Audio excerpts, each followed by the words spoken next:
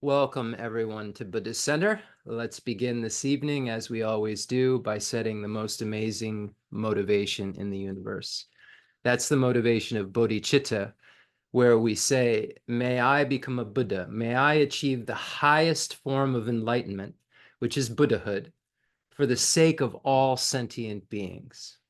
So this is the greatest motivation that anyone can have. And we've been learning about this motivation because we're looking at Lama Tsongkhapa's Foundation of All Good Qualities. And specifically now we're on the stanza, just as I have fallen into samsara, so have all mother migratory beings. Please bless me to see this, train in supreme bodhicitta, and bear the responsibility of freeing migratory beings. So we've been looking at how would I ever get a mind that bears the responsibility of freeing migratory beings? How would this occur? So we've been studying the exact stages or the steps that make it occur. So first we looked at, for over a year, the 7-point cause and effect for realizing the mind that aspires to enlightenment.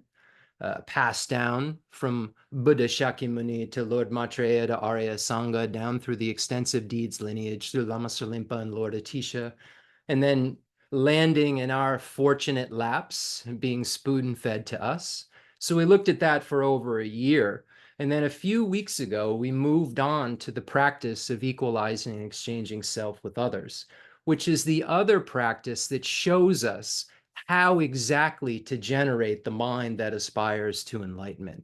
This mind that unceasingly, day and night, spontaneously wishes to become a Buddha for the sake of all sentient beings, spontaneously wishes to work for everyone's needs. So the equalizing and exchanging self with others practice was passed down from Buddha Shakyamuni to Arya Manjushri and Arya Nagarjuna. And then most famously, we find it in the Bodhichara Avatara by Bodhisattva Shantideva. And then we find it passed down through the great lamas, and again, going through Master Salimpa, Lama Salimpa, and Lord Atisha, and then eventually landing in our laps and being spoon-fed to us. So this practice of equalizing and exchanging self with others, again, was passed down from the profound view lineage, starting with Buddha Shakyamuni, of course, the teacher with the capital T.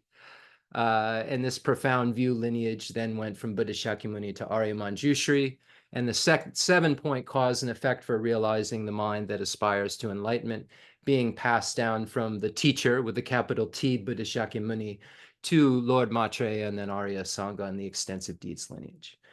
So now we're looking at the equalizing exchanging self with others practice that shows us, and we'll find out nine steps, 8 causes and 1 result, how to actually generate the mind that aspires to enlightenment.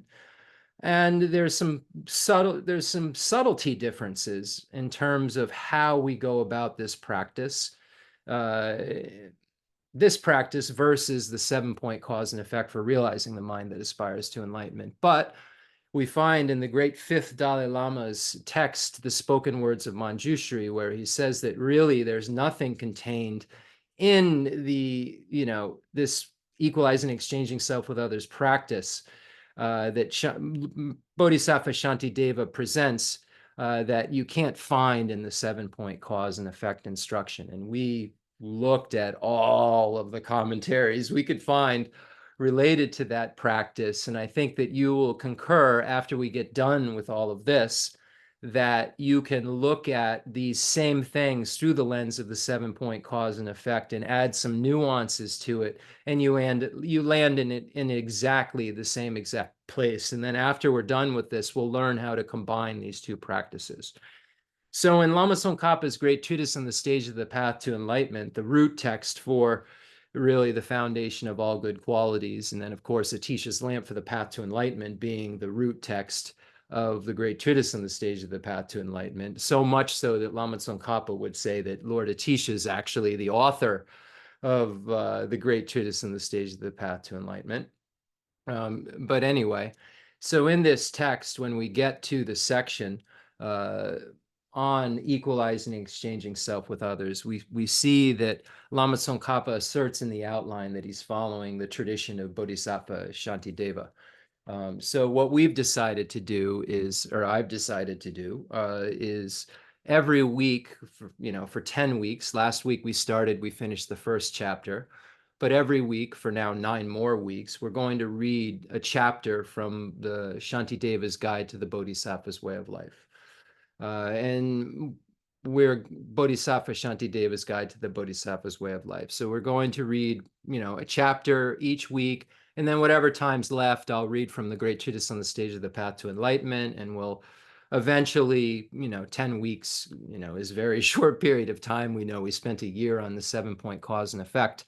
So then we'll, go just as we did into the, all the different commentaries by the great Panchen Lamas and the great Dalai Lamas and the Indian commentaries and so forth to make sense out of all of this. So Bodhisattva Shantideva's Bodhichara Avatara, the Guide to the Bodhisattva's Way of Life, shows us how to generate bodhicitta. Then once we generate bodhicitta, how to not lose bodhicitta. And how, once we have bodhicitta and we're not losing it, how to make it actually increase. And then there's a dedication. So there's 4 parts to this text, the Bodhisattva Shantideva's Guide to the Bodhisattva's Way of Life. And that follows in the tradition of Zapatu Rinpoche. So I had the great fortune of receiving a very extensive commentary on this text from Umse Geshe Agha Rinpoche, Loseling Umse Geshe Agha, who received the commentary from His Holiness the Dalai Lama. And he had a very, very thick book, which is the great commentary on Shantideva by His Holiness the Dalai Lama. I don't believe that it's in English. I know it's not in English, and unless it's somewhere obscure that, I couldn't find it. But we went through it for a very long period of time. I don't want to say how long. I think it was maybe a year or so. Word by word, line by line. And we find that His Holiness the Dalai Lama received his teachings on the Bodhisattva Shantideva's Guide to the Bodhisattva's Way of Life from Lama Rinpoche. And Lama Rinpoche received his teachings from a direct student of Zapatru Rinpoche. And we find a student, I'm not sure if it's the same student. I don't want to make it up. So a student of Zapatu Rinpoche named Lama Minyak Onsang Sunam wrote an extremely extensive commentary on Bodhisattva Shantideva's Guide to the Bodhisattva's Way of Life that's actually in English, translated by the great Douglas Duckworth. It's called The Great Hum. And it was just recently finished, months back, but recently within the year finished. And I highly suggest this because it's one of the extensive. There's over 100 commentaries on Bodhisattva Shantideva's Guide to the Bodhisattva's Way of Life. His Holiness says in this commentary, but this is considered one of the more important commentaries. The Great Hum by Lama Minyak Gonzan Sonam, who goes by another name that has escaped my mind. But in this tradition that His Holiness learned, this text within, there's a very beautiful way to explain how this text is broken down into those 4 categories that I just mentioned.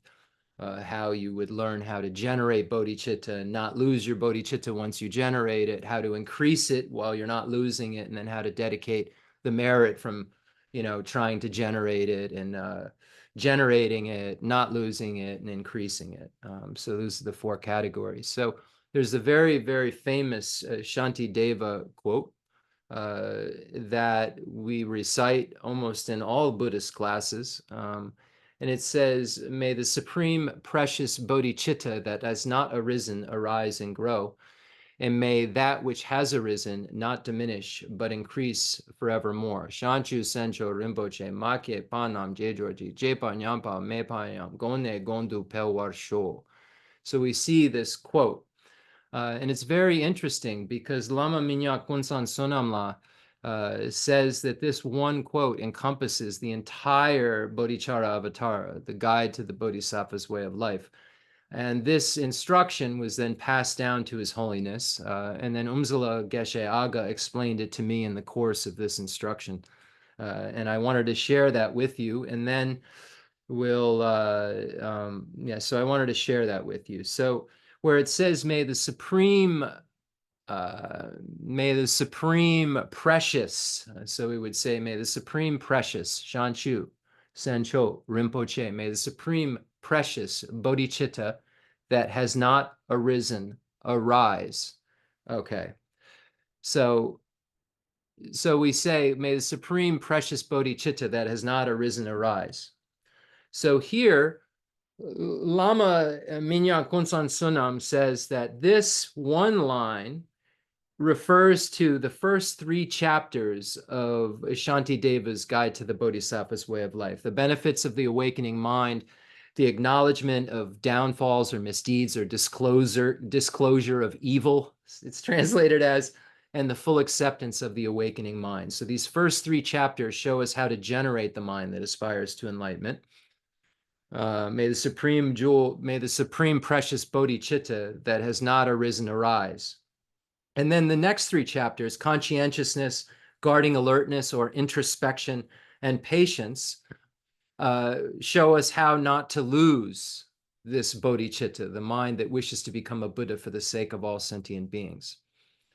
So that which has arisen, not diminish.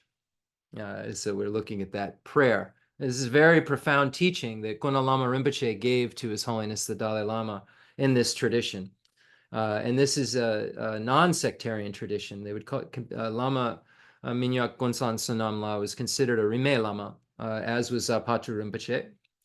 And then we see increase forevermore. So that which is arisen, arise and grow, arise, that which not diminish, but increase forevermore. It's translated as increase forevermore. And this refers to the next 3 chapters of joyous perseverance or enthusiasm, meditation, and wisdom. So here we show how to generate bodhicitta, how to not lose bodhicitta, and then how to increase your bodhicitta.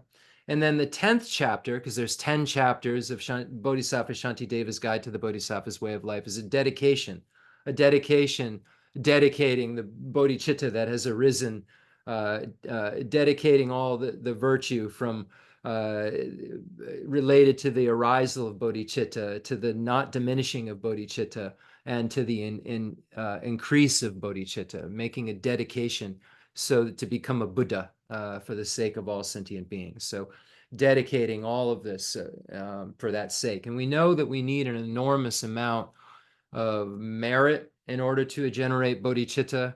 We need an enormous amount of purification of our minds in order to generate bodhicitta. We have to obviously generate a desire to definitely emerge for ourselves from cyclic existence as a foundation. We must have renunciation in order to generate bodhicitta.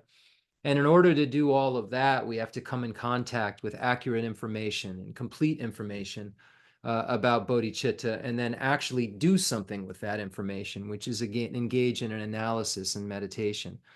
So this evening, in order to create merit, in order to purify our misdeeds, in order to meet with the accurate and complete information, we'll read the 2nd chapter of Bodhisattva Shantideva's Guide to the Bodhisattva's Way of Life, which is translated as Disclosure of Evil. And then I'm going to just go right into the Heart Sutra and so forth. So let's just quickly set a proper motivation. Again, we said that we want to become a Buddha for the sake of all sentient beings. We're attending this teaching in order to become kinder, to become more compassionate, to become more loving, to get rid of these biased attitudes. When we grasp at ourselves, then we grasp at other, and then from that, all of the attachment and aversion arises, and samsaric sufferings ensue, as according to Acharya Dharmakirti's Pramanavartika Karika. So, may we, be able to lessen that. May we be able to learn, how to have our minds work in more of an accurate way, whereas now they're working in ways that are inaccurate. But we can change that because our mind isn't in the nature of inaccuracy. It just has some inaccurate things going on within it. And when we add accurate things, our mind feels better because our mind kind of relaxes or chills out when it's not tormented by something wrong. And the more that our minds tally with reality, the more we move closer to what's right, the more we can cleanse it. And when we engage in, when we read this practice, we'll move closer to that. So that we've set this motivation. Motivation is in order to become kinder, to become better, in order to move closer to the mind that aspires to enlightenment, which will allow us to move closer to becoming the most reliable guide in the universe. So let's imagine those beings in the space in front of us who've relied upon these teachings, who've relied on Bodhisattva Shantideva's work, who've relied upon the equalizing and exchanging self with others practice to make their mind the most expansive mind in the universe. In independence upon that expansive mind, they went through the Bodhisattva path and achieved the complete state of Buddhahood. So let's imagine those beings in the space in front of us, those beings of the extensive deeds lineage that we've benefited so much from, those beings from the profound view lineage that we benefit so much from, and the beings from the lineage of meditation that we benefit so much from, and all of the incredible, incredible beings who have transmitted these teachings passed down from Buddhist Shakyamuni in the Theravadan tradition, in the Dharma-gupta tradition, in the Mulasravasthavada tradition. Just imagining all of those beings, whoever you consider an enlightened being, the beings of the Nyingma, Sakya, Kagyu, Gelug tradition, all of those holy beings, and imagining, especially because we're specifically studying Bodhisattva Shantideva's text, and we're studying Lama Tsongkhapa's text, and imagining Kirtub and Joseph and Basuchichi Jetson, and Panchen Sonandrapa, and Janja Rupi Dorji, and Goncho Jimpi Wampo, and Jayan Gapi Lodru, and Jayan Sheba, and if I said Panchen Sonandrapa, and all of the Dalai Lamas, and all of the Panchen Lamas that we're going to rely upon heavily to understand this. Imagine they're in the space in front of us. Now you imagine you invite all sentient beings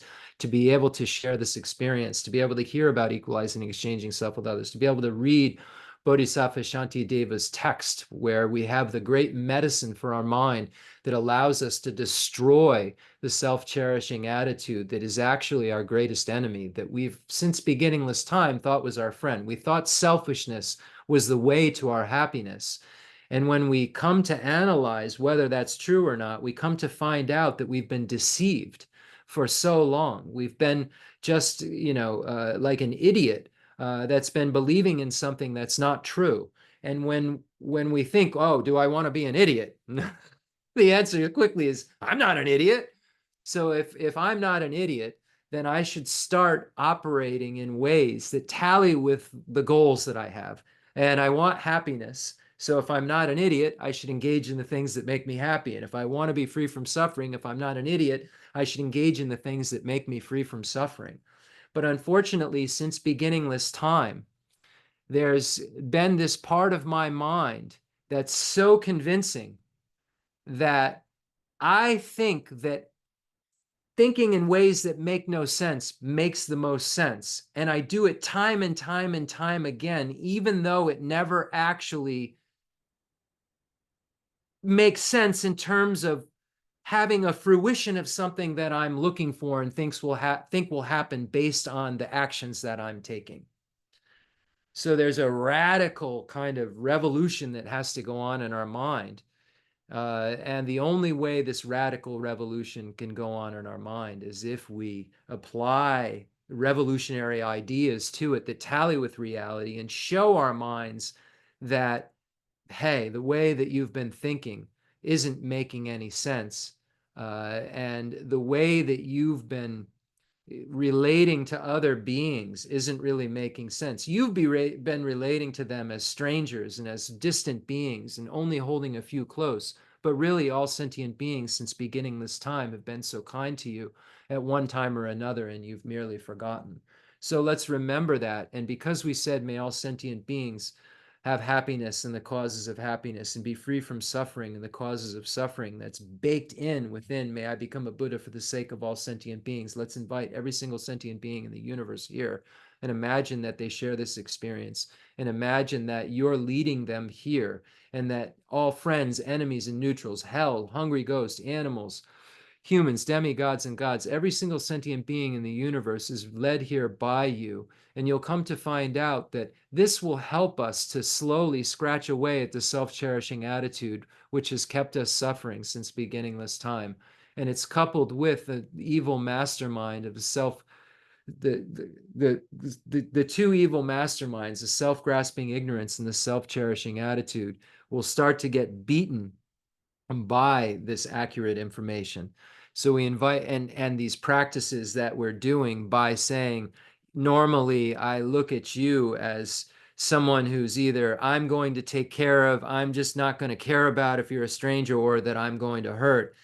And now we're starting to learn that if we want to have happiness and complete reliability, it starts from lessening and lessening and lessening and completely removing our self-centered attitude. So we're practicing doing that by being generous with with the most precious thing that we've ever been given. And the Dharma was given to me by Namgyal Khensur Geshe Wangdak Rinpoche so freely.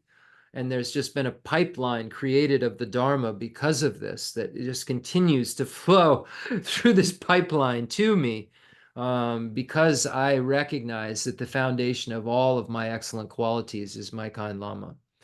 So imagine all the sentient beings are here in the universe and ready to listen to this, and imagine that Bodhisattva Shantideva is reciting this along with us. And we're accumulating the merit, we're engaging in the seven-limb prayer, and so forth. And we're making our minds closer to actual reality. We're accumulating the merit that we need and purifying what we need to in order for our minds to move closer and closer to renunciation, bodhicitta, and the correct view of emptiness. Chapter 2, Disclosure of Evil. In order to seize that precious mind, I offer now to the Tathagatas, to the sacred Dharma, the stainless jewel, and to the children of the Buddha, the oceans of excellence.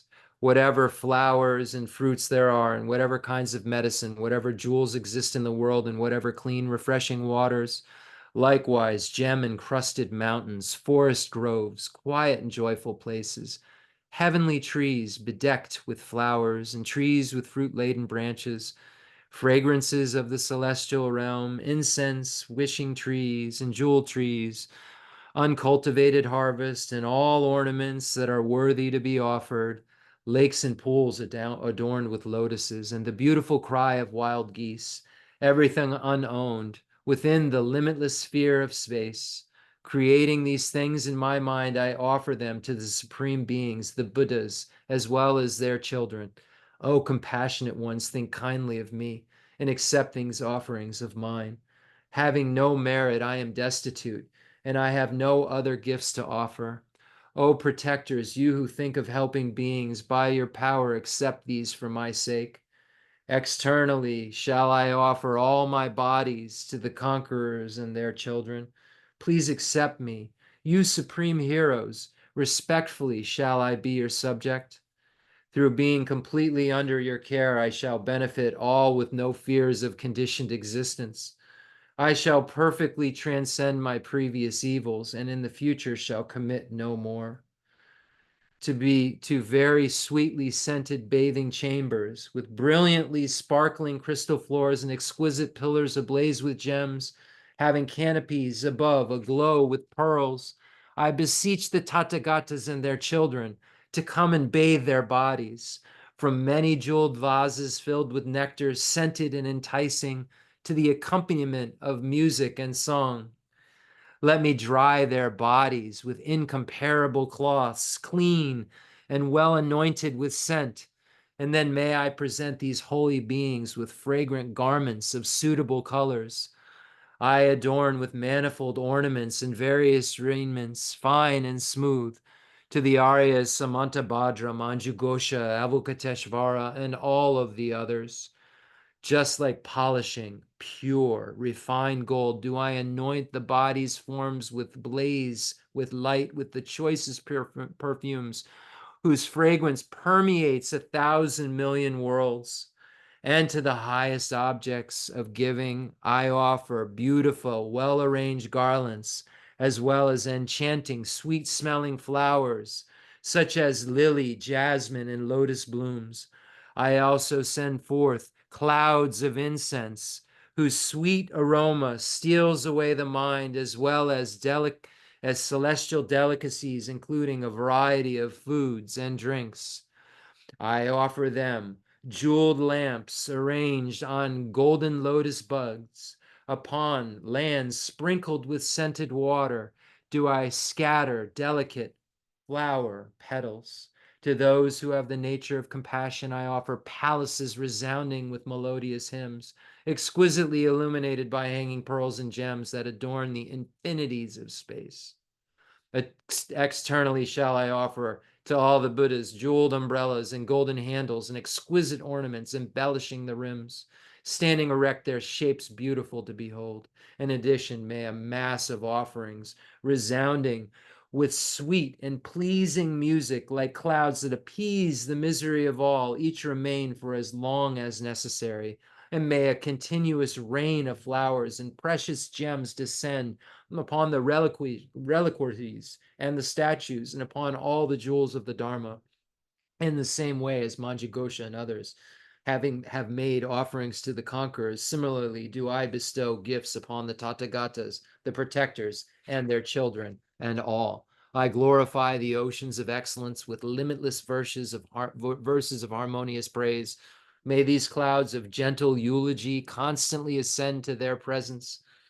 With bodies as numerous as the atoms within the universe, I prostrate to all the Buddhas of the three times, the Dharma, and the spiritual community. Likewise, I prostrate to all the reliquaries, to the basis of an enlightened mind, to all the learned abbots and masters, and to all the noble practitioners. I seek refuge in all the Buddhas until I possess the essence of awakening. Likewise, I seek refuge in the Dharma and in the assembly of bodhisattvas. With folded hands, I beseech the Buddhas and bodhisattvas who possess the great compassion and reside in all directions throughout beginningless cyclic existence in this life and in all others. Unknowingly, I committed evil deeds and ordered them to be done by others. Overwhelmed by the deceptions of ignorance, I rejoiced in what was done. But now, seeing these mistakes from my heart, I declare them to the Buddhas.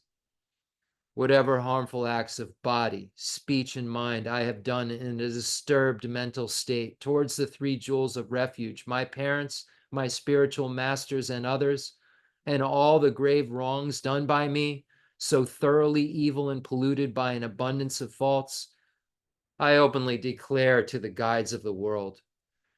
But I may well perish before all my evils have been purified. So please protect me in such a way as will swiftly and surely free me from them.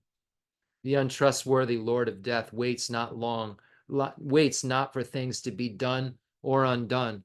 Whether I am sick or healthy, this fleeting lifespan is unstable.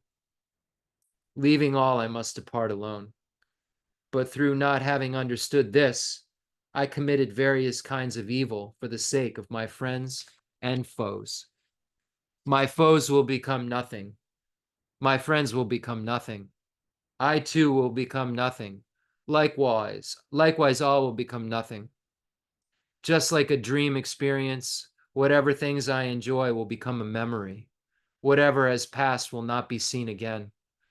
Even within this brief life, many friends and foes have passed, and whatever unbearable evil I committed for them remains ahead of me.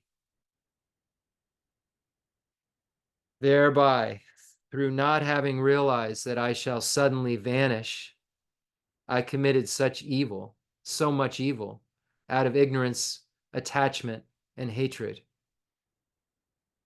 Remaining neither day nor night, life is always slipping by and never getting any longer. Why will death not come to one like me? While I'm lying in my bed, although surrounded by my friends and relatives, the feeling of life being severed will be experienced by me alone. When seized by the messengers of death, what benefits will friends and relatives afford? My merit alone shall protect me then. But upon that, I've never relied. O protectors, I, so unconcerned, unaware of such terror as this, accumulated a great deal of evil for the sake of this transient life. Petrified is the person today being led to a torture chamber, with dry mouth and dreadful sunken eyes. His entire appearance is transfigured. What need to mention this tremendous despair, when stricken with the disease of great panic, being collapsed by the physical forms of the frightful messengers of death. Who can afford me real protection from this great horror? With terrified, bulging eyes agape, I shall search the four quarters for refuge. But seeing no refuge there, I shall become enveloped in gloom. If there should be no protection there, then what shall I be able to do? Therefore, I now seek refuge in the Buddhas who protect the world, who strive to shelter all that lives and with great strength eradicate all fear. Likewise, I purely seek refuge in the Dharma they have realized, that clears away the fears of cyclic existence, and also in the assembly of bodhisattvas. I, trembling with fear, offer myself to Samantabhadra to Manjughosha also. I make a gift of my body. To the protector Avalokiteshvara, who infallibly acts with compassion, I utter a mournful cry, please protect this evildoer. In my search for refuge, I cry from my heart to Akasha Garbha, Siti Garbha, and all the compassionate protectors, and I seek refuge in Vajrapani, upon the sight of whom all harmful beings, such as the messengers of death, flee in terror to the four quarters. Previously I transgressed your advice, but now upon seeing this great fear, I go to you for refuge. By doing so, may this fear be swiftly cleared away. If I need to comply with a doctor's advice when frightened by a common illness, then how much more so when perpetually diseased by the manifold evils of desire and so forth? And if all people dwelling on this earth can be overcome by just one of these, and if no other medicine to cure them is to be found elsewhere in the universe, then the intention not to act in accordance with the advice of the all-knowing physicians that can uproot every misery is extremely bewildered and worthy of scorn. If I need to be careful near a small, ordinary precipice, then how much more so near the one of long duration that drops for 1,000 miles? It is inappropriate to enjoy myself thinking that today alone I shall not die, for inevitably the time will come when I shall become nothing. Who can grant me fearlessness? How can I be surely freed from this? If I shall inevitably become nothing, how can I relax and enjoy myself? What remains with me now from the terminated experiences of the past? But through my great attachment to them, I have been going against my spiritual master's advice. Having departed from this life and from all of my friends and relatives, if all alone I must go elsewhere, what is the use of making friends and enemies? How can I be surely freed from unwholesomeness, the source of misery, continually night and day? Should I only consider this? Whatever has been done by me through ignorance and unknowing, be it the breaking of a vow or a deed by nature wrong, I humbly confess it all in the presence of the protectors with folded hands, prostrating myself again and again, my mind terrified by the misery to come. I beseech all the guides of the world to please accept my evils and wrongs, since they are not good. In the future, I shall do them no more. And remember that there's no external judge. It's our own mind that we're reminding that we do not want to in the future do those evil things, those non-virtuous things. We don't in the future want to do those misdeeds. Why are we telling our mind that? Because we want happiness and we want to be free from suffering. And the more we familiarize our mind with what actually works, the more we'll be likely in the future to actually do what works, because all results are concordant with their causes. And when we experience our future lives, those experiences are coming from concordant causes. And if we leave imprints within our mind that say, I confess these things in front of those beings who are my guides, I'm confessing, hey, listen to me, guides. This is what I have a problem with. Please help me to learn how to fix this problem of mine. So I'm telling omniscient beings who already know anyway. I'm creating a connection for them to be able to help me with these things that I have a problem with in my mind. And I'm telling my mind that these things that I have a problem with aren't good, and that I would like to in the future not do them. And the more I tell my mind in the future I don't want to do these, the more my mind becomes accustomed to saying no to the 10 non-virtues of killing, stealing, sexual misconduct, lying, divisive speech, harsh words, gossip, covetousness, harmful intent, and wrong view. Saying no to engaging in a breaking of the 18 root or the 46 secondary bodhisattva vows, or saying no to the breaking of the root or secondary tantric vows. Because our mind becomes familiar with this desire to not break vows, to not be unethical, because we've left imprints that are concordant with not being unethical, with an aspiration. If we leave an aspiration to not be unethical, later we'll have thinking that says, oh, I don't want to be unethical, and it will naturally come. And you can see the varieties of beings on this earth. Some kids are very compassionate. Some kids have tendencies towards killing. Some kids have tendencies toward lying. And this is all just a habituation from previous lives that's coming to fruition. Habituation, environmental results and behavioral results. And, we have all of these different karmic results, karmic fruitions when we study karma.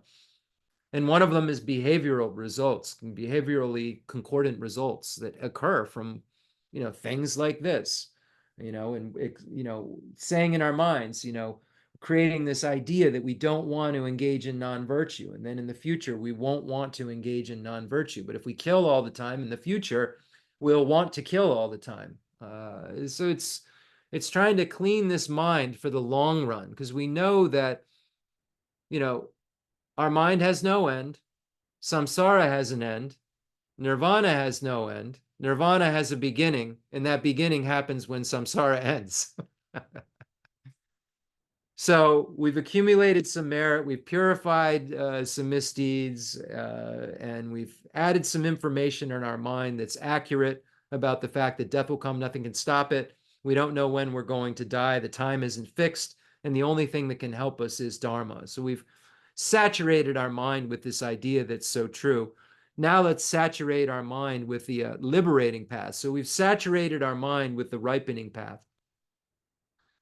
In the ripening paths of, renunciation, bodhicitta, the concentration, and so forth. We're saturating our minds with these, which are part of what we need in order to become a Buddha.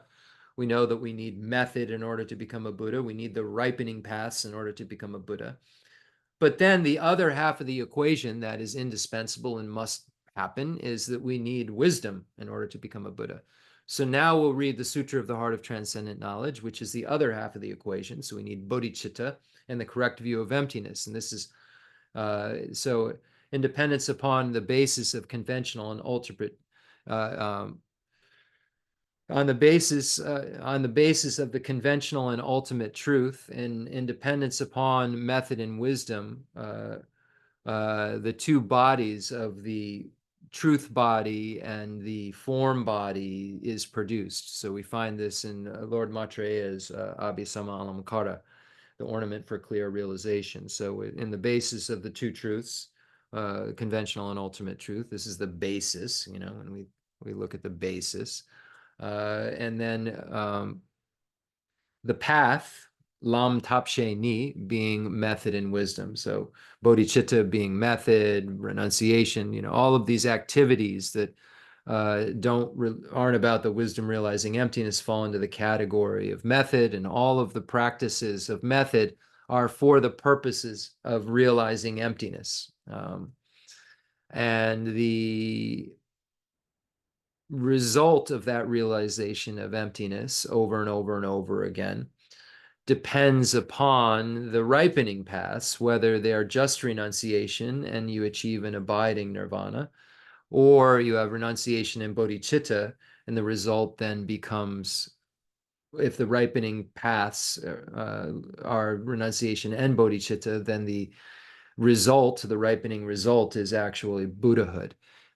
So we need those ripening paths, but then this liberating path is the wisdom realizing emptiness. So the wisdom realizing emptiness was taught, what that means was taught at the second turning of the wheel of Dharma, where the Buddha said that nothing exists intrinsically, that all phenomena are devoid of intrinsic nature, they're empty of objective existence, intrinsic existence, inherent existence, true existence. All of these things mean the same thing according to Madhyamaka Prasangika. So we have to make sure that we know as we read the Heart Sutra, which is at the second turning of the wheel of Dharma, that things exist according to Buddhism. The self exists according to Buddhism. Shocking, right? Yeah, I exist according to Buddhism. Jeff exists. The way that I think I exist is wrong, but I exist. So I think that I exist and you exist and phenomena other than persons exist in a way that's very concrete, that's very much from everything's own side. Like there's like a bunch of stuff that's operating from its own side that is independent, that is concrete, and it is exactly what it is. So I have this belief in everything around me, about myself, about you, about all phenomena. I feel that it exists separately on its own, not just merely imputed by my mind, not just merely projected by my mind, independence upon some sort of collection that'll serve as a basis for me to impute. So I don't see things like that. I see things as having a concrete identity from their own side. And because I think I have a concrete identity that exists from my own side, and I think that you have a concrete identity that exists from your own side, and everything around me has a concrete identity, I assign values on all of these concrete things. And I'm sure if you think hard about it, the highest value, the highest concrete identity value item is me. I. And then I look around at all the other concrete items, like you, and all things that aren't person. And then I assign value to them because they're concrete. So their concreteness needs to be assessed by me, who then, is the most important being in the universe, because I think that I exist in a way that's so concrete. So then, things that make me feel good, I believe I must have, because they're going to concretely make me feel good. Because I am concrete and they are concrete. And concrete things that, or make you feel good, concrete things make you feel good. So I want them. And those things that make me feel bad are concrete things that make me feel bad. And I have aversion to them and I want to push them away. And it makes sense to me because I'm concrete, they're concrete. And if something's so concrete, challenging me, then I'm going to really think it makes more sense than anything in the world to challenge it back and become angry. And if all of this system that, the great scientist Darwin would say is we don't have a choice in, if all of this system we didn't have a choice in terms of our reactions to things, then what are you going to do? And if we do have a choice in it, and the system works and makes us happy all of the time, we don't need to do anything. But I think that we all show up at Buddhism because there's some sort of dissatisfaction that's occurring and a lot of questions that we don't have answers to. And this concrete way of thinking, this closed-minded concrete way of thinking about ourselves, about others and other things that aren't others, people, has not produced a sense of complete satisfaction and happiness. And then when we look at those beings who say that things don't have the mode of existence that we think that they do, and say that that's medicine for their mind, we find that they seem to have a different affect than we do. They seem to have a different way of being altogether than we have. So much so that they would almost seem like they were from another planet, and that would be a planet where people are happy. So if we're thinkers and we don't want to be idiots, like I said before, and we're looking to be happy, then it would make sense for us to just at least check it out, at least check into why people who think that they aren't as concrete as I do and everything around them isn't as concrete as I do seem to be happier. And why is it that they can somehow still operate and know that virtue causes happiness, non-virtue causes suffering, and that they can give a teaching to me and it can benefit me if I put it into practice? So we have to rely upon accurate information again when we study emptiness. We have to be able to understand what these great masters understand, that this mode of existence that we think is that's so concrete doesn't exist, but there is a mode of existence that does work, that these happy beings seem to function and work within. And it's nothing we've known since beginningless time or have really a frame of reference for. Like everything that appears isn't appearing in a real way. You know, like things that are appearing to my eye consciousness are appearing to have a mode of existence that they don't actually have. And since beginningless time, they've appeared that way. So we need really, really accurate information and expansive information about emptiness and selflessness if we want to really understand it. We can just study a tiny bit of it and think that, oh, we know what it is. It's not, there's no permanent unitary independent self. We get it, we get it. There's no autonomous substantial self of persons. But emptiness is a lot deeper than that. That's a coarse kind of selflessness of person. And actual realization of emptiness that is the medicine that cuts the root of cyclic existence is much more subtle than that. And that will not cut the root of cyclic existence. That isn't the selflessness that Arya Nagarjuna came to say would allow us to get rid of inappropriate attention, the coarse afflictions and contaminated karmas, and therefore get rid of samsara, get rid of cyclic existence. So we have to make sure that we really know what selflessness means, selflessness of person and selflessness of phenomena. And the Buddha came to tell us about the mode of existence in the second turning of the wheel of Dharma. But he was really talking to sharp beings, because the Buddha, also at the same time simultaneously taught it in 100,000 verses, in 24,000 verses and 8,000 verses, and even in a smaller version than this for those really, really sharp folks.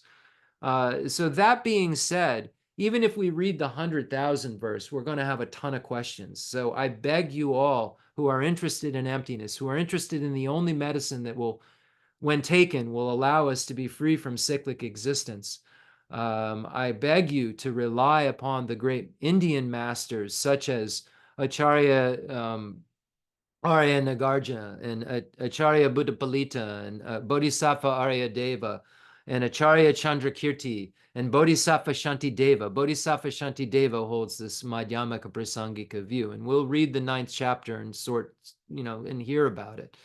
And then you'll need commentaries from the great masters of the Tibetan tradition to sort it all out. And if you put it all together and you have these accurate texts, you'll be able to understand intellectually emptiness. And then it's up to you to analyze it and analyze it and analyze it and meditate on it and discover it. And you can discover it with the recipes that are given. I'm not saying I've discovered it. I'm just saying that my understanding of it has become greater, and my faith in it has become much, much greater. And my faith in it as a remedy has become, you know, moving towards inference because of the amount of study that I've done. I don't have inference of emptiness, but I can see how it's moving towards it because of the accurate information. It's moving, away from just a correctly assuming consciousness to starting to have some, some meat there to really, really know, some substance there to really, really see how the understanding, that the substance of understanding, that understanding, how it could combat this thing that's making me so crazy, that's making me, my mind, have these, a mental factor, the presence of which, disturbs the mind, afflictions.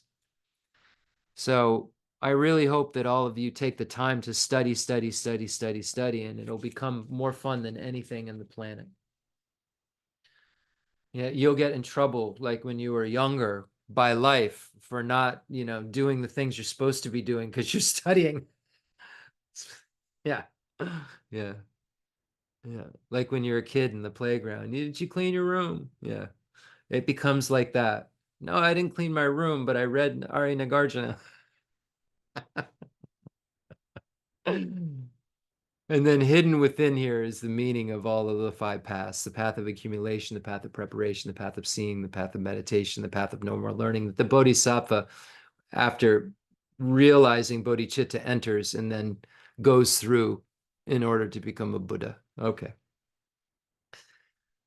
Again, we have all the Buddhas in the space in front of us. We have all sentient beings here, and imagine that we're reciting this together. The Sutra of the Heart of Transcendent Knowledge. Thus have I heard. Once the Blessed One was dwelling in Rajagriha at Vulture Peak Mountain, together with a great gathering of the Sangha of monks and a great gathering of the Sangha of Bodhisattvas. At that time, the Blessed One entered the Samadhi that expresses the Dharma called profound illumination. And at the same time, noble Avalokiteshvara, the Bodhisattva Mahasattva, while practicing the profound Prajaparamita, saw in this way. He saw the five skandhas be empty of nature. Then, through the power of the Buddha, Venerable Shariputra said to noble Avalokiteshvara, the Bodhisattva Mahasattva, how should a son or daughter of noble family train who wishes to practice the profound Prajaparamita, addressed in this way, noble Avalokiteshvara, the Bodhisattva Mahasattva, said to Venerable Shariputra, O Shariputra, a son or daughter of noble family who wishes to practice the profound Prajaparamita should see in this way. Seeing the five skandhas to be empty of nature, form is emptiness, emptiness also is form, emptiness is no other than form, form is no other than emptiness. In the same way, feeling, perception, formation, and consciousness are emptiness. Thus, Shariputra, all dharmas are emptiness. There are no characteristics. There is no birth and no cessation. There is no impurity and no purity. There is no decrease and no increase. Therefore, Shariputra, in emptiness, there is no form, no feeling, no perception, no formation, no consciousness, no eye, no ear, no nose, no tongue, no body, no mind, no appearance, no sound, no smell, no taste, no touch, no dharmas, no eye, dhatu, up to no mind, dhatu, no dhatu of dharmas, no mind, conscious, dhatu, no ignorance, no end of ignorance, up to old age and death, no end of old age and death, no suffering, no origin of suffering, no cessation of suffering, no path, no wisdom, no attainment, and no non-attainment. Therefore, Shariputra, since the bodhisattvas have no attainment, they abide by means of Prajaparamita. Since there is no obscuration of mind, there is no fear. They transcend falsity and attain complete nirvana. All the Buddhas of the three times by means of Prajaparamita fully awaken to unsurpassable, true, complete enlightenment. Therefore, the great mantra of Prajaparamita, the mantra of great insight, the unsurpassed mantra, the unequal mantra, the mantra that calms all suffering, should be known as truth, since there is no deception. The Prajaparamita mantra is said in this way: Teata om gate gate paragate parasangate buddhi so. Thus, Shariputra, the Bodhisattva Mahasattva, should train in the profound Prajaparamita. Then the Blessed One arose from that samadhi and praised noble Avalokiteshvara, the Bodhisattva Mahasattva, saying, Good, good, O son of noble family, thus it is, O son of noble family, thus it is. One should practice the profound Prajaparamita just as you have taught, and all the Tathagatas will rejoice. When the Blessed One had said this, Venerable Shariputra and noble Avalokiteshvara, the Bodhisattva Mahasattva, that whole assembly in the world with its gods, humans, asuras, and Gandharvas rejoiced and praised the words of the Blessed One. Kala jube ne jodamba ne nguje do junga yi do do jen do baba lama yi bujinzi ne son kondro so la ja zelo aga zamara jandara zamara be aga zamara jandara zamara aga zamara jandara zamara.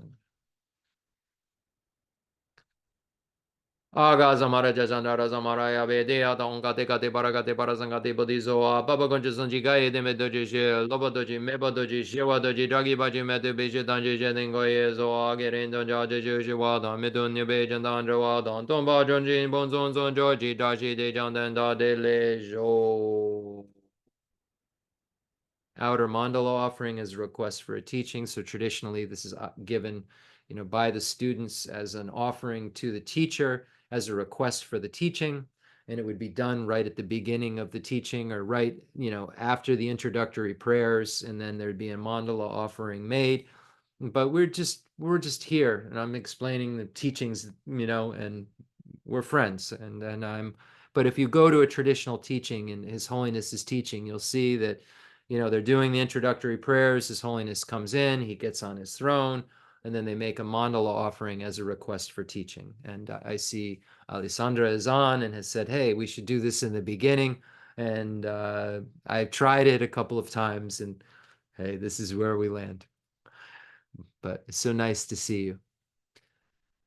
The fundamental ground is scented with incense and strewn with flowers, adorned with Mount Meru, the four continents, the sun and the moon. I imagine this as a Buddha land and offer it. May all sentient beings enjoy this pure realm. Holy Lamas High, wrap the sky of your Dharma bodies in massive clouds of knowledge and love, and let them pour upon the earth of your disciples as we are ready, a shower of rain, the teachings deep and wide.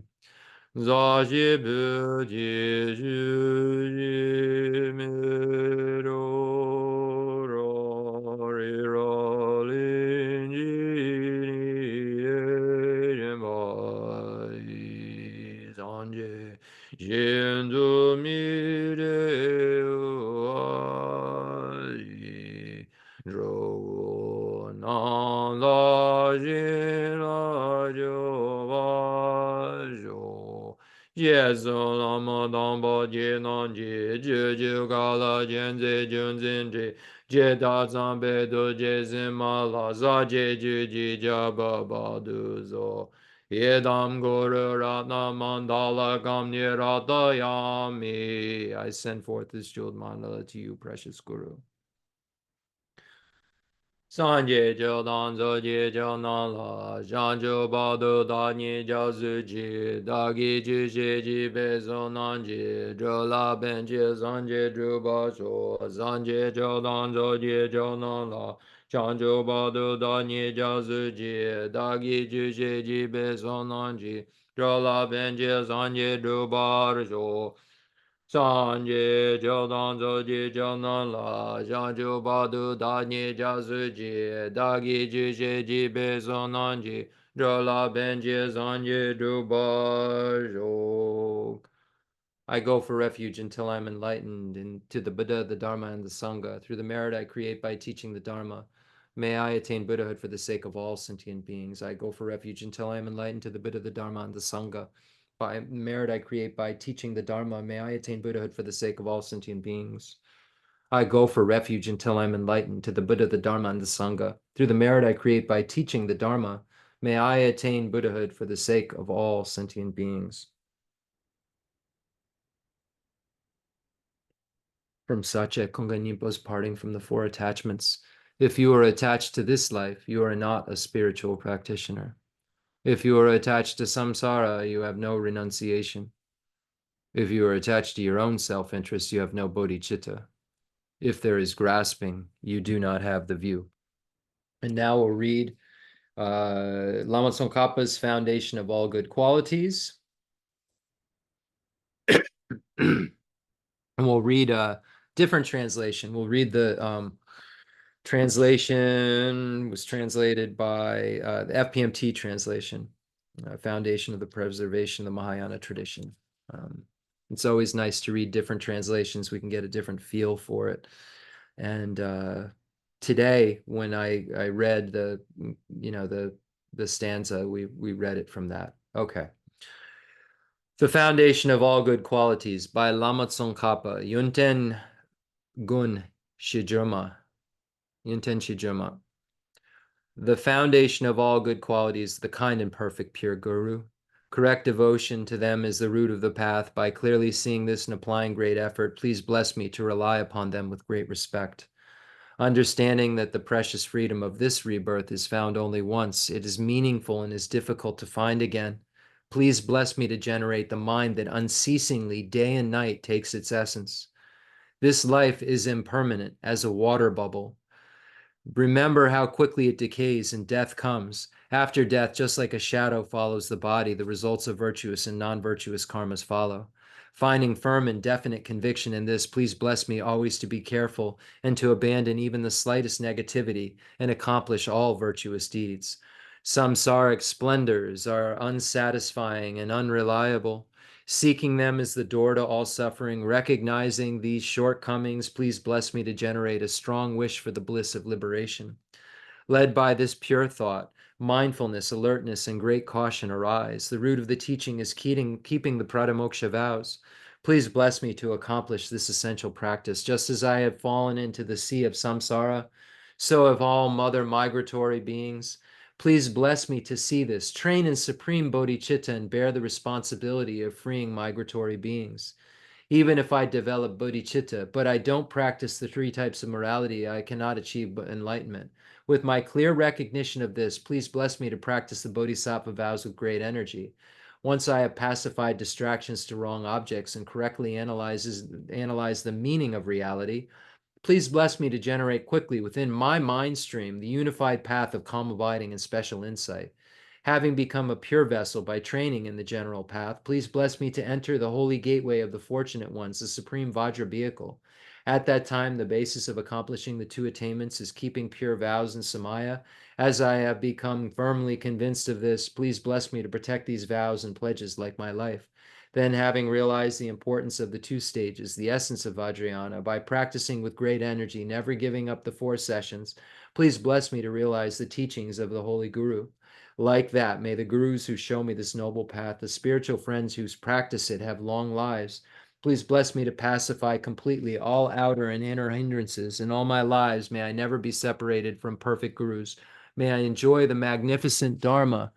May I fulfill, hold on. May I, by completing the qualities of the stages in the past, may I quickly attain the state of Guru Vajradhara. Okay, so we see it's a little bit of a different translation. I like it very much.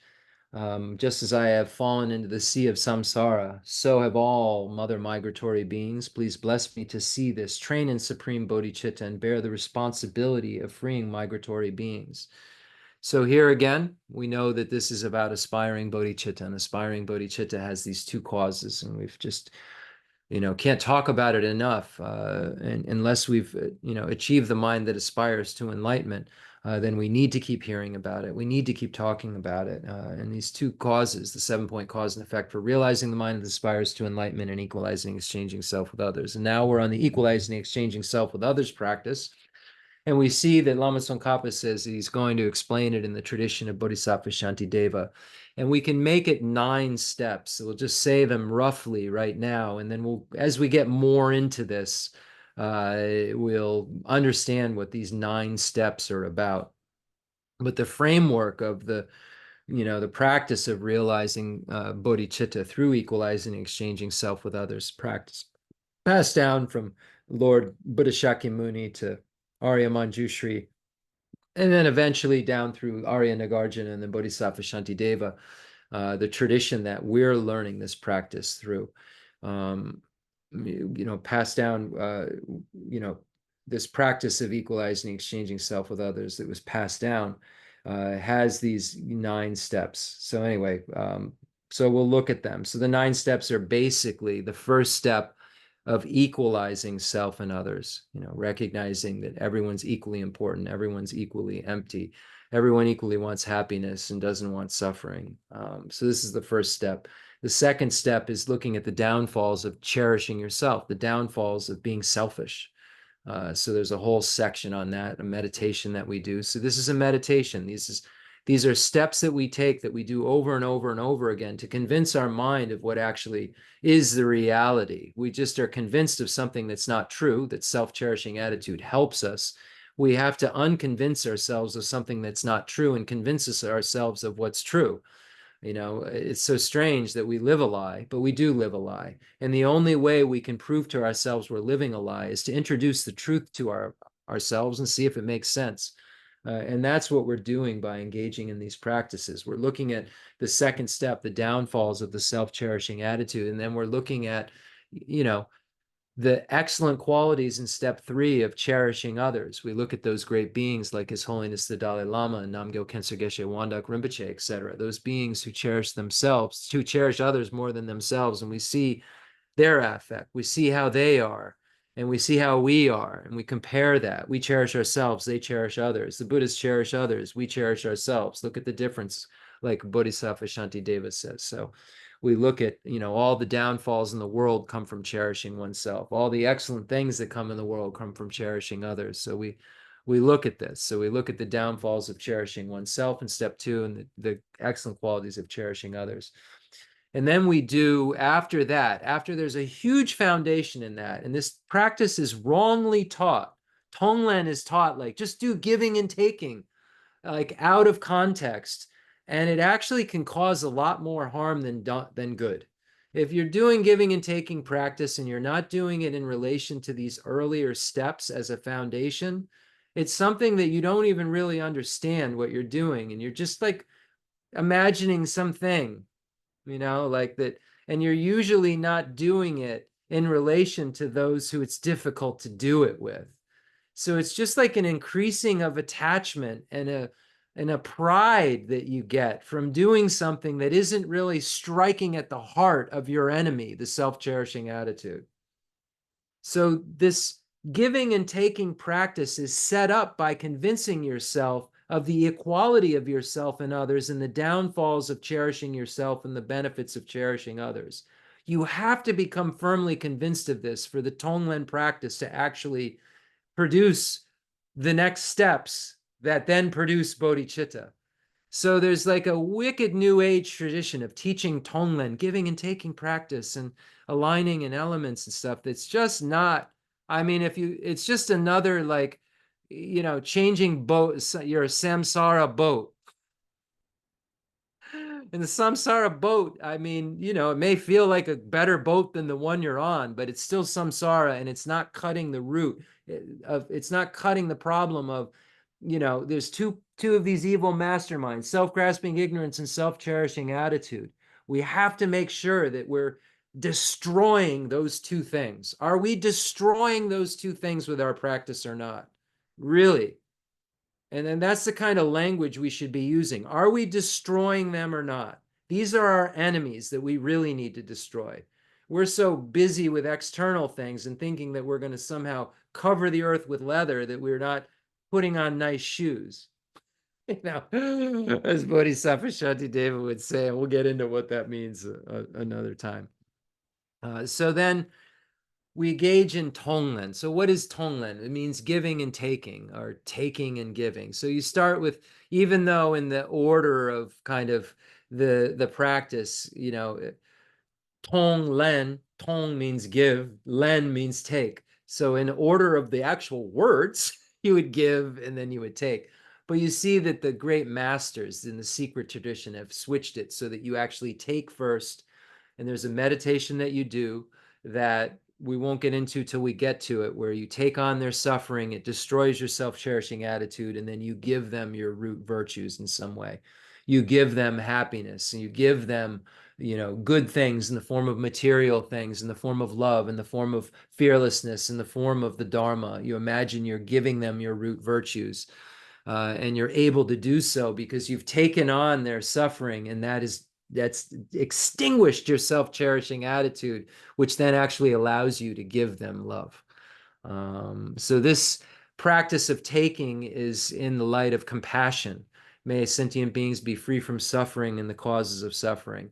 And giving is in the light of love. May sentient beings have happiness and the causes of happiness. So you're taking their suffering and giving them happiness. So this then are, steps 4 and 5. And then step 6 is the actual exchange, where you say, okay, this makes sense. I have to exchange this attitude. Normally, I used to think like, oh, cherishing myself was the name of the game. Now I recognize through this cognitive process of convincing that cherishing others is the name of the game. So there's an exchange that takes place. Okay, I'm going to cherish others more than myself. And then there's a layer of convincing that goes on top of that with step 7, where you recognize the great kindness of all. And in the 7-point cause and effect, you're recognizing their kindness in terms of having been your mother. But here you're recognizing kindness of friends, enemies, and neutrals. See, in the pre-step for the 7-point cause and effect, we did equanimity, where we equally became willing to benefit friends, enemies, and neutrals.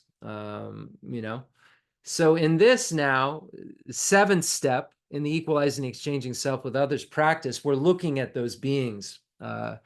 And some say that the 7-point cause and effect is a foundation for equalizing, exchanging self with others practice. We won't get into this argument right now, but we've heard about friends and enemies and neutrals before in the equanimity practice, the equal practice, that we're carrying over. All sentient beings are equally important. The first step that I just talked about, well, who are sentient beings? Friends, enemies, and neutrals. So you're carrying these, this crew with you all the time, because these are the only types of beings there are. You'll have to agree, those you're friends with, those who are strangers, and those you really dislike. So you're carrying them around your practice all throughout this practice to make sure your mind's clean and not biased. So here is some more convincing. You see that, your close friends really only, like in terms of a, temporary, in terms of, benefit, they only really can give you a small amount of benefit. And strangers, who can provide you with all of these rugs and houses and wood for the house and stuff, really give you a great amount of benefit. But in terms of short-term benefit, all these books and, the people I love more than anything in this world couldn't even make a piece of paper, I joked about in one teaching. Lorinda couldn't provide me with a piece of paper. She couldn't, she doesn't have a cut down trees. First of all, Lorinda wouldn't cut down a tree these days. And she doesn't have a paper factory, so there's a problem. And doesn't have the, probably $1 billion it would take to make this piece of paper if she set out to do it, and only had a tree and some money, So it's strangers that we get immense amount of short-term benefit from. And then our difficult people in our life are the ones who show us whether or not we have bias, and show us whether or not we're fooling ourselves, show us whether or not our patience is working, give us a chance to practice patience. And if we, without becoming, the Buddha is the most patient, has perfected patience. And in order to perfect something, we have to practice it. And I think you get my point. Nothing becomes more difficult with practice. So it's in dependence upon the most difficult people, who we think are the people we want furthest away from us, that we actually can do this practice at its like taste the vomit in your mouth level. Are you really this nice, compassionate person you think that you are? Someone has just cut you off, given you the finger out of light. How is your mind feeling? Is your mind feeling instantly like a mother feels for her only child that's suffering?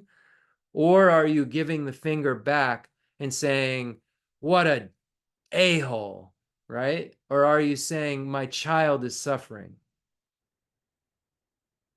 These are the beings who let us know whether or not we have the measure that it says that tells us if we have bodhicitta or not. And we cannot become a Buddha if we don't enter the Mahayana. And we don't enter the Mahayana vehicle, the vehicle that gets us to Buddhahood, until we get bodhicitta, the mind that wishes day and night to become a Buddha for the sake of all sentient beings. So this information is so logical. It's not like some woo-woo stuff that I'm pulling out of the air and just making up. This is all information that you can then discover yourself through meditation and looking at these things logically. So we look at this idea that all beings like have been so kind to us. So this is recognizing the great kindness of all. And this is step number 7 in the steps of 9. And then step number 8 is the same exact conclusion step as the 7-point cause and effect number 6. I must do it myself. I'm going to take on myself the task of bringing all sentient beings to a state of happiness that's free from suffering. I'm going to bring them to Buddhahood because I know already that that's the greatest state of happiness and freedom from suffering. I don't want them to have like half calf. I want them to have the full caffeine. I want them to have the full jolt. I want them to have the full happiness. I want them to have the full freedom from suffering. So you arrive at the same exact place, which is called altruism, or sometimes translated as the extraordinary attitude, Lobsang. And then you arrive at the same place that you do that makes you know you must become a Buddha, and that is, wait a second, I can't even help those people who are closest to me that need help. I don't have clairvoyance. I don't have the faintest idea. I have people in my life right now who are struggling, who are going through really hard times, and I have no idea personally what to say that will help them, how to say it, when to say it. I struggle all the time when I see people suffering. I know they're suffering because of things that I know how to exactly fix, but I don't know how to get to them to help them, start to fix it. I can see it because I know I have a messy mind. I can see their messy mind. I know that there's a solution for my messy mind, but I have no idea how to talk to folks that I love so much about how to fix their messy mind so that they could actually be happy. So if I don't even know how to get somebody going on a path to happiness that I care about so much, then how am I going to work for every single sentient being in the universe to get them to Buddhahood? If I can't even, like, the people who are closest to me that I know a lot about, I know their personalities, I know where they're from, I know who their mother is, I know who their father is, I know all this stuff. I should have like a whole bunch of working information. I know their like financial background. I know all of this stuff about so many different people, a handful of people that I would love to know exactly what to say. Well, what could I say to just get them to just put down all this stuff that just doesn't matter and just just path. And I don't know what it is. So because of that, the conclusion becomes the same in the 7-point cause and effect and equalizing, exchanging self with others. I can't even help the people that I want to help right next to me, let alone all sentient beings. Who can? The Buddha. I must become a Buddha for the sake of all sentient beings. Only the Buddha has the excellent qualities of body, speech, mind, and enlightened activities. Only the Buddha has this excellent quality of mind of caring for others that's perfect, and this excellent quality of perfect knowing that knows reality and diversity simultaneously. Only the Buddha. I must become a Buddha in order to help sentient beings. And along the Bodhisattva path, as I become more spiritually adept, as I get clairvoyance, which I don't have yet, which comes out of shamatha, which comes out of calm abiding, as I engage in the pathways of, the 3 highest higher trainings of ethics, concentration, and wisdom. And when I couple those with the ideas of not only wanting to emerge from cyclic existence for myself, but the idea of bodhicitta, of wanting to become a Buddha to help everyone emerge from their capped out states of happiness that aren't truly happy and their states of suffering.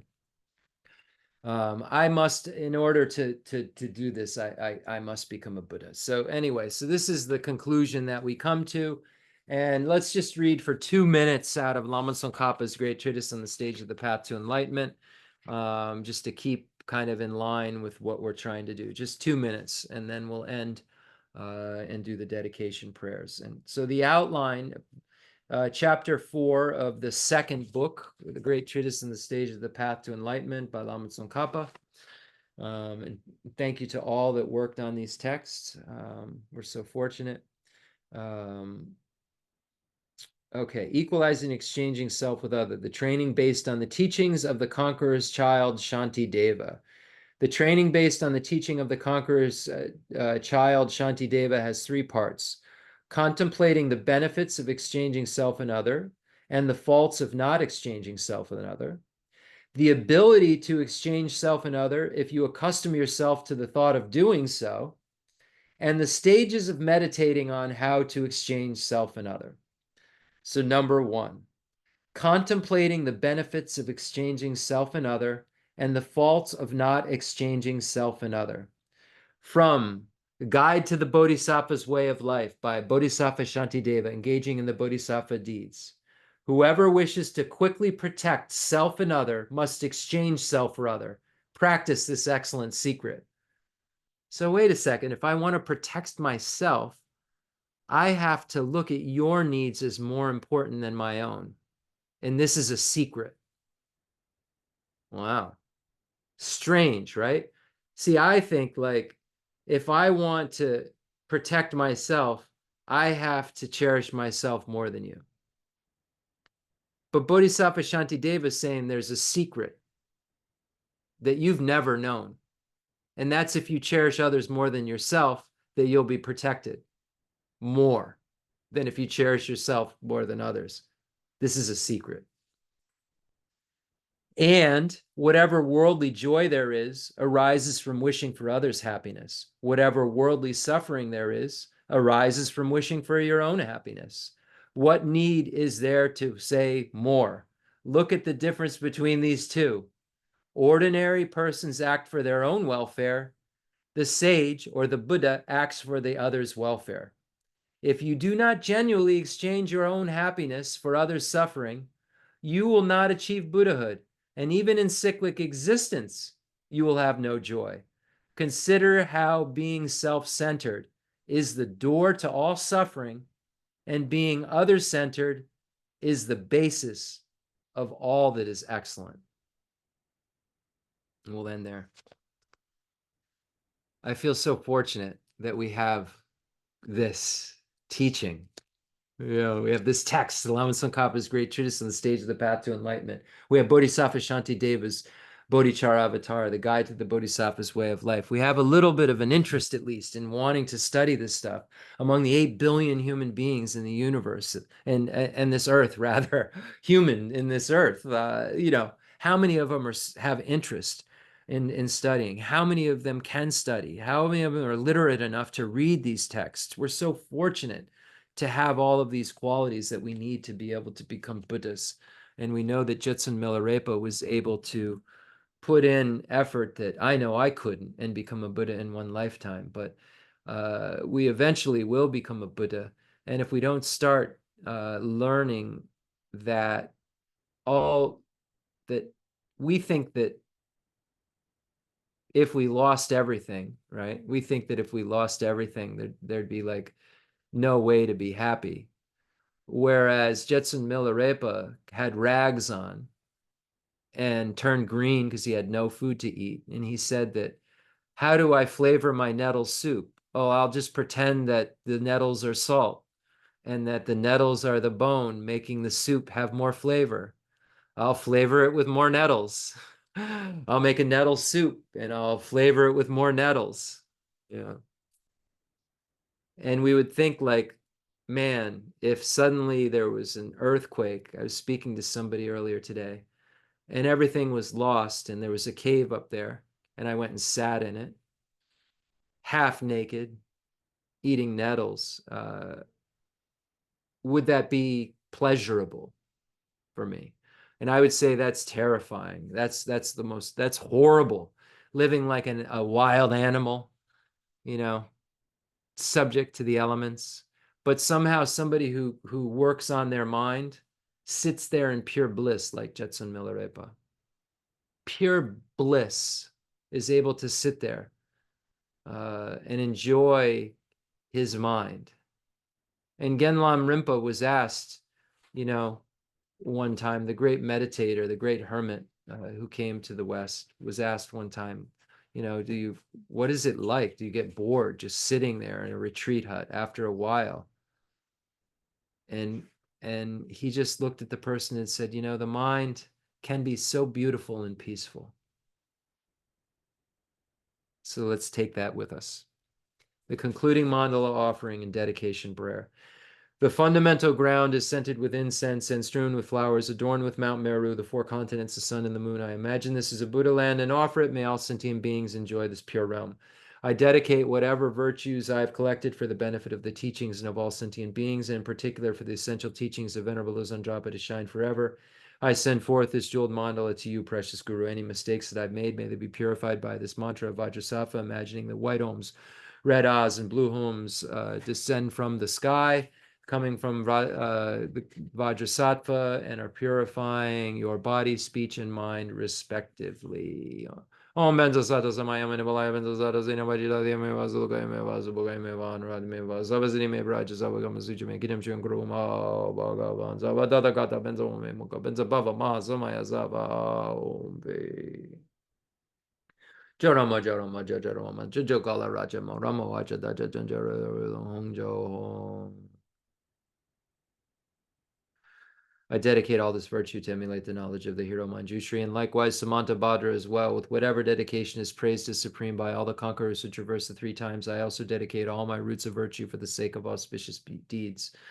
May the supreme precious bodhicitta that has not arisen arise and grow, and may that which has arisen not diminish but increase forevermore. In all my lives, may I never be separated from my perfect lamas. May I bask in the glory of the Dharma.